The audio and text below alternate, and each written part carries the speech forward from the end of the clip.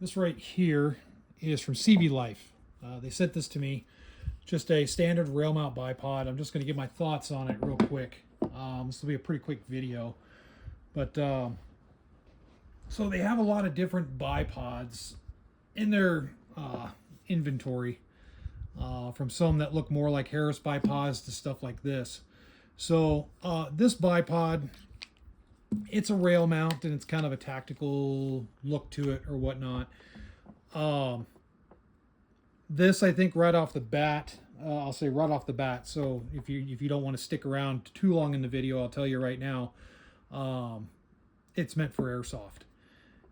This thing will be great for airsoft or maybe a 22 application or something like that, training, but that's about it. And the reason why is, so this setup right here, you have a singular knob. You turn this knob and then you can kind of turn the bipod on multiple axes right here. So that way you could turn it and adapt it to uneven terrain, which is pretty cool. But it's reliant on this one knob. And I think over time, what's going to happen is this knob may wear down. There's no locking ability on the knob. It'd be cool if you tighten it and then you could like lock it somehow. So that way like a detent or something that it just wouldn't move. I think that would be better, but I get it. It's a pretty budget priced bipod, so can't do too much to it. But I think that might wear down over time. But I do think the ability to adjust for uneven terrain, I think that's kind of cool. The quick detach right here, quick release, it seems a little flimsy in my opinion. I think they could have made it a little bit more robust. The fact that it's so loose right here, and there's only one pin that's holding it, I think over time that might, I don't know the quality of the metal, but for stuff like this, the metal is notoriously kind of low quality. So I think that might be a wear part over time, and you might not keep the ability to have this tight on the rail if you put a lot of use through this particular bipod. The legs, so let me just deploy the legs here. The button's good, has a lot of tension to it, so that's really good. The legs here, they kind of deploy, and there's a little deal here that just hooks into the detents right here, these little notches, just so that way it kind of stays. So this side is pretty tight in the deployed positions. I'm not really getting much movement. But this side right here, I've got a lot of movement. See how I got a lot of movement all over. So it's a little bit uneven. This side's pretty tight. This side's very loose.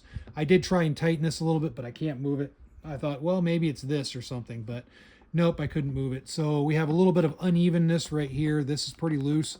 And I think as you put pressure on a bipod, if you're shooting something like a semi-automatic and you want to load up the bipod from the prone position, I think over time that looseness is going to get a little bit worse.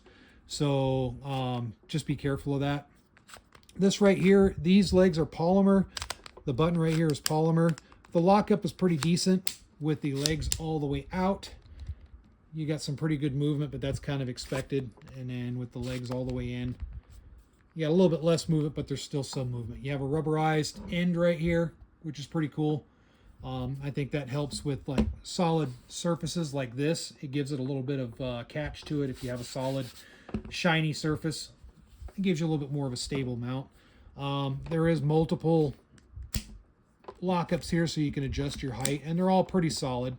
Again, just a little bit of movement in the leg. I think the biggest thing is just the movement on these detents. I think that's something that they can maybe tighten up a little bit. Just this right here, this is pretty bad compared to this side.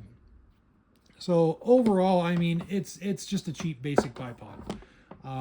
I didn't really expect much. I figured, you know what the heck, I'll do a review on this, and just because I know a lot of people have them, so I'll just talk about them.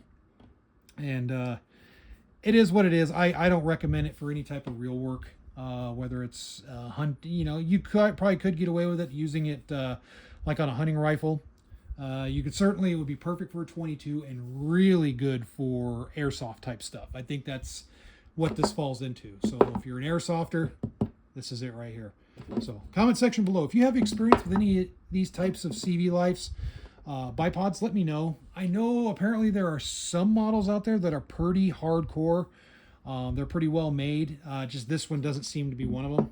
It's decent enough, but from what I understand, there's some that are just like really, really well made for the cost. So chime in if you know what models those are, and thanks for watching.